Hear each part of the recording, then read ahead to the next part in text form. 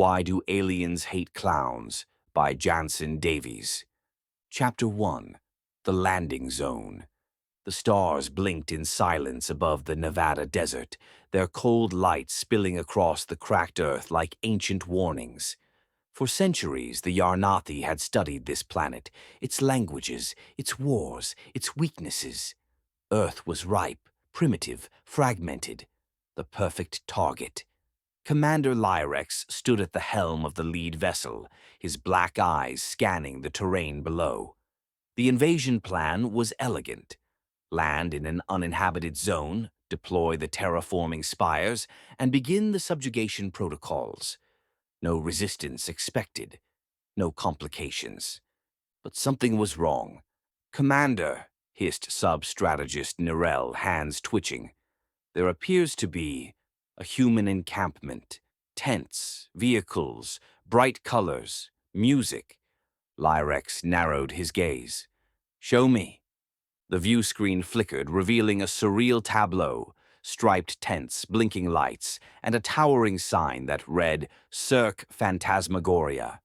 Beneath it, humans in garish costumes danced, juggled, and breathed fire. A clown on stilts waved at the sky. Lyrex recoiled. "What is that?" "A circus, Commander," Nirel said. "A primitive entertainment ritual. They appear to be celebrating." "Celebrating what?" Nirel hesitated. "Their existence, perhaps." Lyrex's teeth clicked in disgust. "Deploy the shock troops. Frighten them. Burn their machines. We proceed as planned." The order rippled through the fleet. Pods descended like falling stars, kicking up dust and static. Alien soldiers emerged, sleek and lethal, their weapons humming with plasma. They expected screams, panic, retreat. Instead, they were met by laughter. A clown with a painted skull face stepped forward, dragging a sledgehammer. Behind him, others emerged, grinning, armed with chains, knives, and fire-breathing rigs. Their eyes were hollow. Their smiles were not. "Welcome to the show," the skull-faced clown said. Then the circus attacked. Chapter 2. The Green Tide. They came in waves, green-skinned, bulbous-headed, and glistening with biogel. The Yarnathi shock troops emerged from their pods like nightmares born of pulp fiction. Their eyes were black and lidless, their mouths lipless slits that hissed commands in a language older than Earth's tectonic plates. Each carried a plasma lance, and each moved with the precision of a species bred for conquest. Commander Lyrex watched from the command ridge, his emerald skin shimmering beneath the desert moonlight. "Sweep the encampment," he ordered. "No survivors. No distractions." The first squad advanced toward the circus perimeter, expecting chaos. Instead, they found silence. Then, laughter. It came from the shadows between tents, high-pitched, mocking. A clown drove a garishly painted cart into view, its driver a hunched figure in a blood-red wig and cracked porcelain mask. He honked a horn twice, then vanished in a puff of glitter. The aliens opened fire. The plasma bolts tore through canvas and steel, igniting trailers and melting popcorn machines. But the clowns did not run. They emerged from smoke and wreckage like revenants, painted faces grinning, eyes gleaming with something far older than humor. One clown, tall and skeletal, wielded a pair of juggling clubs tipped with nails. Another rode a unicycle while hurling Molotov cocktails made from cotton candy syrup and lighter fluid. A third, barefoot, shirtless, and smeared with grease paint, charged with a chainsaw. The Yarnathi faltered. "These humans are unstable," Nirel muttered, ducking as a flaming pie arced overhead. "They are not humans," Lyrex growled. "They are something else." The battle raged through the night. Alien formations broke under the weight of absurdity and violence. Clowns used trapdoors, smoke bombs, and spring-loaded boxing gloves. They fought with the fury of the forgotten, the madness of the masked. By dawn, the desert was littered with green corpses and shredded balloons. Commander Lyrex stood amid the wreckage, his pride bleeding from a gash across his cheek. "We underestimated them," he said. Nirel nodded. "They are not entertainers. They are predators in disguise." Lyrex looked toward the rising sun, then toward the surviving clowns, silent now, watching from the shadows. Chapter 3. The Second Wave. Commander Lyrex did not retreat. He stood amid the smoldering wreckage of the first assault, his emerald skin scorched, his pride wounded, but not broken. Around him the desert was littered with the fallen, green bodies twisted in grotesque shapes, their weapons melted into slag. The clowns had vanished into the shadows, leaving only laughter echoing across the dunes. "This is not over," Lyrex growled. Sub-strategist Nirel limped forward, one arm fused to his armor. "Commander, we lost 73% of the first wave. The enemy is unpredictable." "They are not an enemy," Lyrex snapped. "They are an infestation, and infestations are purged." He turned to the comms array. "Deploy the second wave. Full armor, neural dampeners. No mercy." Above them, the sky split open. The second wave descended in drop cradles, heavily armored Yarnathi enforcers, each twice the size of a human, their exosuits bristling with sonic disruptors and flame projectors. These were not scouts. These were exterminators. The circus was ready. They had spent the night reinforcing their defenses, digging trenches, rigging tripwires, and converting carnival rides into death traps. The tilt-a-whirl now spun with mounted blades. The Hall of Mirrors was laced with electrified wire. The cotton candy stand had been repurposed into a napalm mixer. And the clowns had changed. Gone were the playful jesters. Their makeup was war paint now, smudged, cracked, streaked with blood. They moved like ghosts, silent and coordinated. Each had chosen a weapon. Each had chosen a name. The first clash came at dawn. Yarnathi enforcers stormed the midway, their disruptors shrieking. Clowns met them with chainsaws, crossbows, and spring-loaded bear traps. The air filled with smoke and screams. A clown in a tattered wedding dress leapt from the Ferris wheel, landing on an enforcer's back and driving a screwdriver into its cranial node. Another clown, barefoot, eyes painted like spirals, detonated a glitter bomb laced with acid. The desert shimmered with pink mist and alien screams. Still, the Yarnathi advanced. They adapted. They learned. They began jamming the clowns' comms, mapping their traps, countering their chaos with cold precision. For every enforcer that fell, 2 more pushed forward. By nightfall, the circus was burning. Commander Lyrex stood at the edge of the carnage, watching the flames consume the big top. "Now," he said, "we finish this." But deep beneath the center ring, in a bunker carved from old shipping containers and clown coffins, the survivors gathered, bloodied, laughing, ready. Because the clowns had one rule: the show must go on. Chapter 4. The Laughing Dead. The desert was quiet. Smoke curled from the ruins of the big top, rising like incense from a battlefield altar. The Yarnathi had claimed the surface, but the clowns had vanished underground, into tunnels carved from old septic tanks, forgotten trailers, and buried carnival rides. The soil itself seemed to reject the invaders, cracking beneath their boots, whispering secrets in the wind. Commander Lyrex paced the perimeter, his emerald skin dulled by ash. "They are regrouping," he said. "We must flush them out." Sub-strategist Nirel adjusted his neural dampener. "They are not regrouping, Commander. They are transforming." Lyrex turned. "Explain." Nirel hesitated. "We intercepted transmissions." Not military codes, stories, jokes, riddles. They're communicating in metaphor, in madness. Lyrex's eyes hardened. Then we burn the metaphors. He ordered seismic charges dropped into the tunnels. The ground shook. Dust geysers erupted.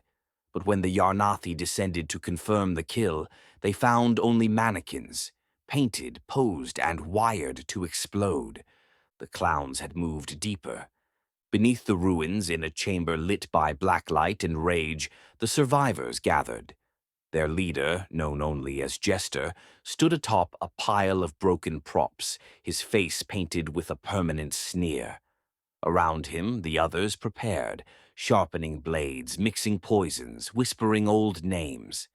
"This isn't just survival," Jester said. "This is legacy." He held up a faded photograph, a clown in a trench coat standing beside a burning tank. "We've fought before.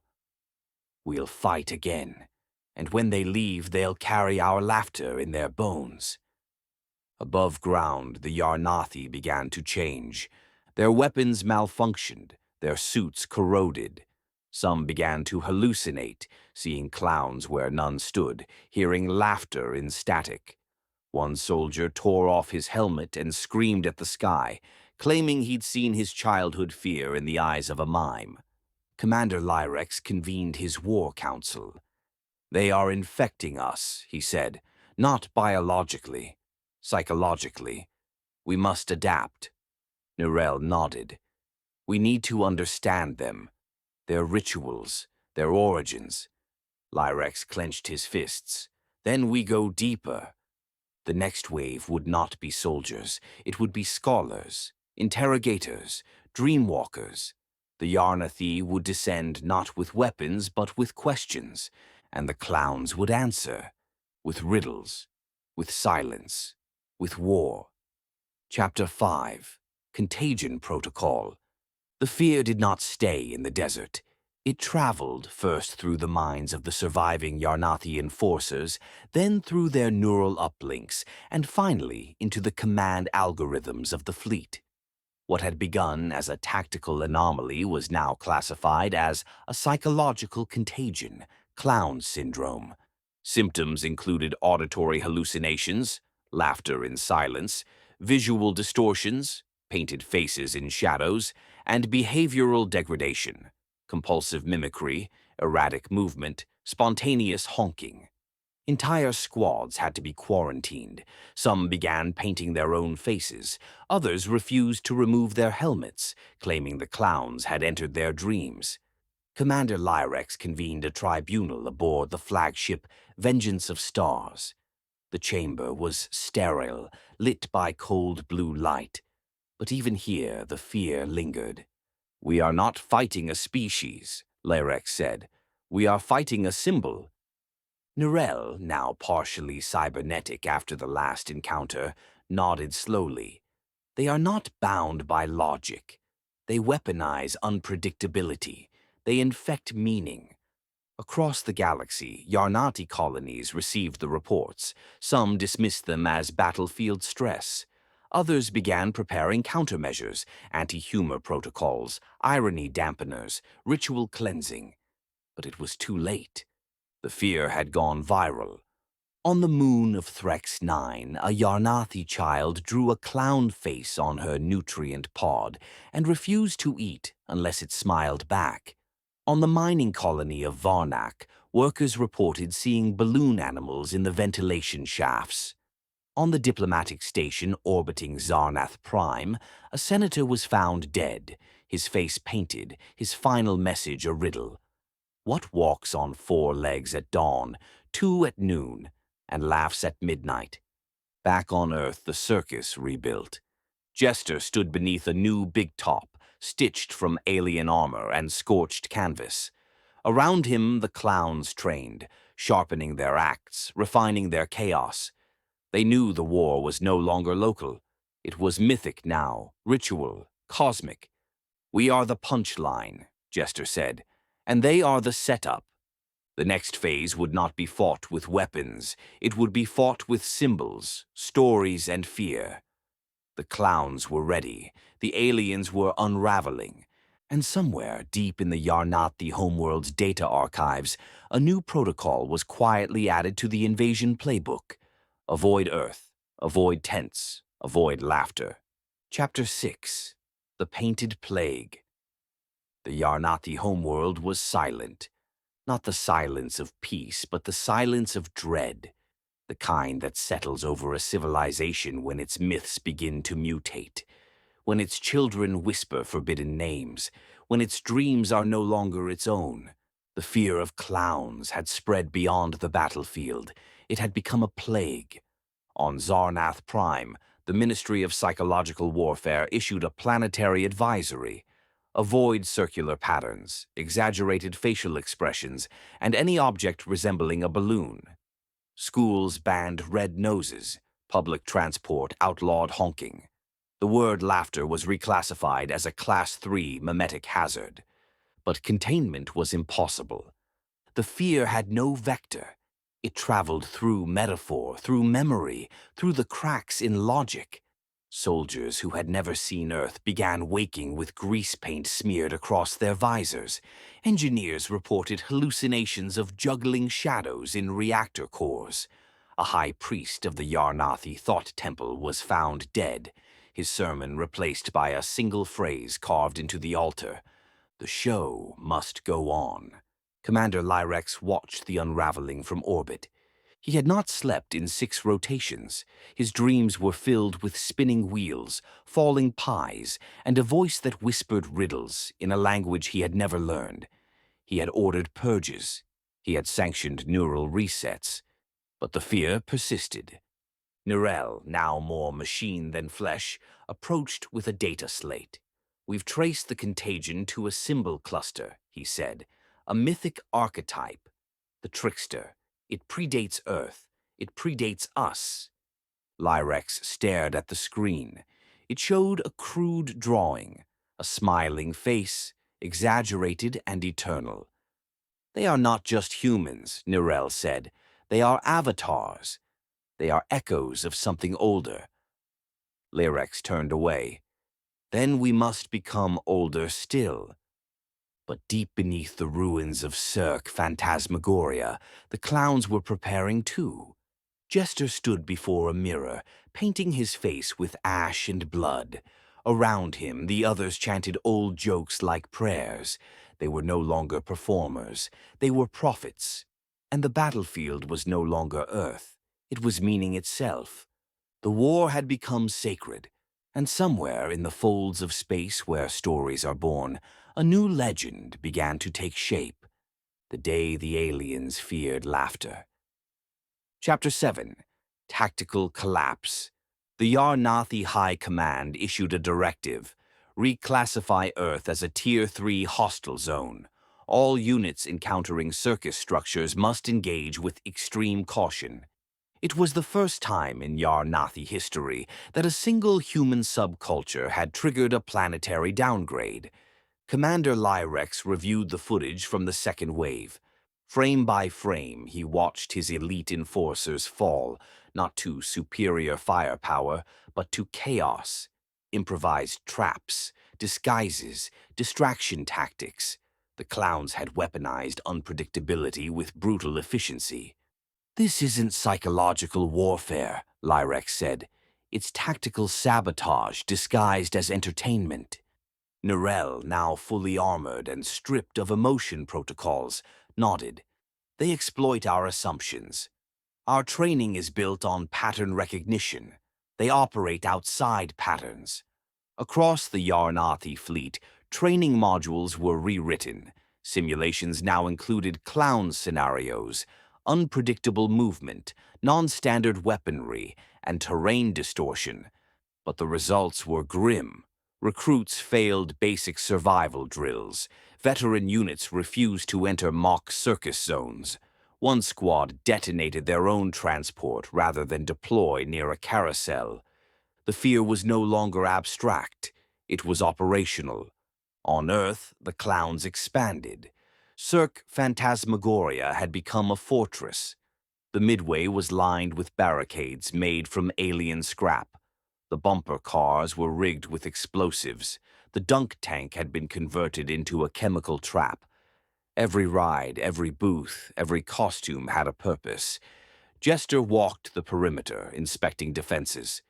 "They're adapting," he said, "but they're still thinking like soldiers. We think like survivors." He met with the other senior clowns, former fugitives, mercenaries, and ex-special forces who had found refuge behind grease paint. Each had a specialty. Each had a vendetta. "We hold the line," Jester said, "not for Earth, for the ones who never got to laugh." Meanwhile, Yarnati logistics collapsed. Supply chains rerouted to avoid Earth's orbit. Morale plummeted. Recruitment numbers dropped. Colonies began questioning the war. Some demanded withdrawal.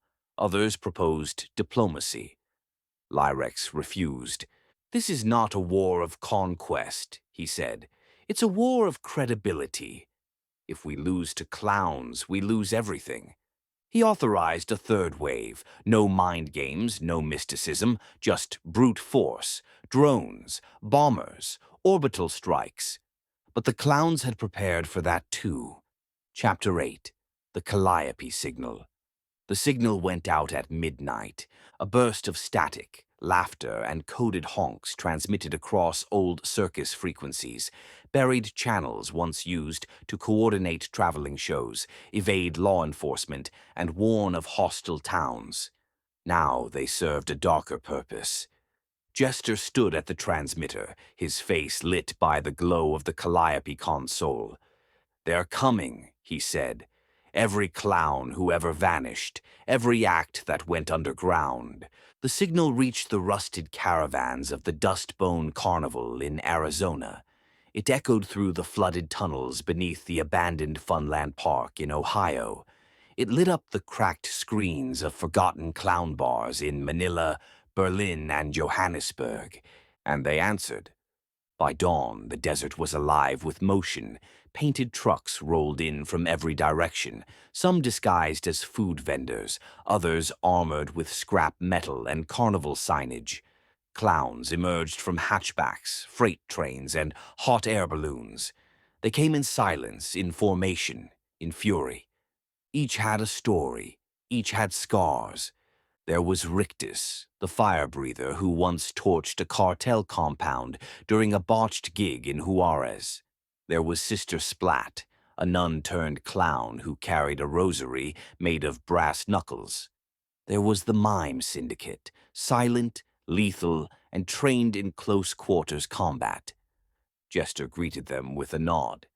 "Welcome to the greatest show on Earth." The Yarnathi watched from orbit. Commander Lyrex reviewed the new satellite footage. "They've multiplied," he said. "This is no longer a local insurgency. It's a global mobilization." Norell ran the numbers. "We estimate over 4,000 new arrivals, all armed, all trained, all operating outside conventional logic." Lyrex clenched his fists. "Then we escalate too." He ordered the deployment of orbital drones, terrain-clearing artillery, and a full battalion of ground troops. No more surgical strikes, no more containment. This would be a purge. But the clowns had anticipated it. They built decoys, inflatable tents rigged with explosives, animatronic clowns that lured drones into kill zones. They used mirrors to scramble targeting systems, smoke to blind sensors, and laughter to mask movement. The desert became a maze of chaos and precision, and in the center of it all, the clowns prepared their final act. Chapter 9. The Final Act. The desert trembled.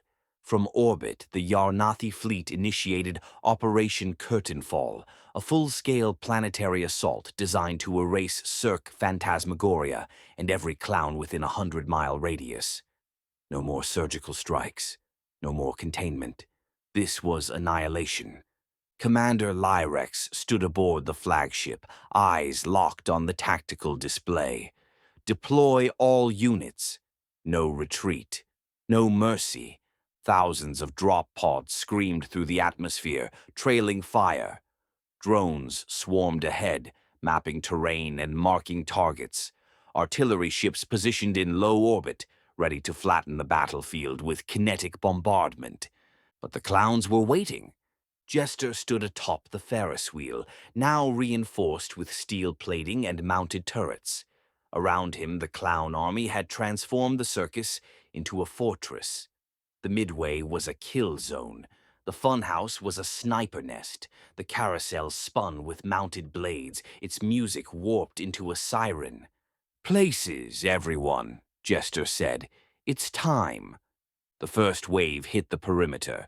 Yarnathi enforcers advanced in formation, their exosuits gleaming, their weapons calibrated for maximum suppression. But the clowns countered with chaos, smoke bombs, tripwires, and explosive jack-in-the-boxes. A mime squad emerged from a tunnel, silent and lethal, disabling drones with surgical strikes. The second wave brought tanks. Hovercrafts rolled across the sand, firing plasma rounds into the ruins. But the clowns had buried mines beneath the tilt-a-whirl, rigged the roller coaster tracks with explosives, and launched counterattacks from bumper car bunkers. Sister Splat led a charge with a flame-throwing calliope, torching enemy lines while singing old vaudeville tunes. The third wave came from above. Orbital bombardment began, precision strikes aimed at the big top. But the clowns had built decoys, inflatable tents filled with confetti and shrapnel. The real command center was underground, shielded by reinforced trailers and sandbagged tunnels. Inside, Jester coordinated the defense. "Push them toward the funhouse," he ordered. "Let them chase shadows." Yarnathi units entered the maze and never came out. By nightfall, the desert was a graveyard. Alien bodies lay scattered among broken props and bloodied costumes. The air reeked of ozone and grease paint. The clowns, battered and bloodied, regrouped beneath the flickering lights of the midway. Commander Lyrex landed in person. He walked through the wreckage, flanked by his last surviving guards. "You are not warriors," he said. "You are parasites." Jester stepped forward, dragging a sledgehammer. "We're survivors, and you picked the wrong circus." The final clash was brutal. No tricks, no traps, just raw combat. Steel against plasma, fists against claws. Jester and Lyrex fought beneath the shattered Ferris wheel, surrounded by fire and ruin. In the end, Lyrex fell. His armor cracked, his pride shattered. The fleet retreated. Earth was not conquered. The circus still stood, and the clowns, bloodied but unbroken, lit the midway one last time. The show had gone on, and the galaxy would never forget. Chapter 10. The Ashes of Laughter. The battlefield was quiet. Smoke drifted across the desert, curling around shattered tents and scorched midway rides. The Ferris wheel stood half-collapsed, its steel frame twisted like a broken crown. Alien wreckage littered the sand, plasma rifles, cracked helmets, fragments of green armor. The clowns moved through the ruins like ghosts. Jester limped past the carousel, dragging a sledgehammer. His costume was torn, his face smeared with blood and ash. Around him, survivors gathered, bandaged, silent, watching the horizon. Sister Splat knelt beside a fallen mime, whispering a joke only he would understand.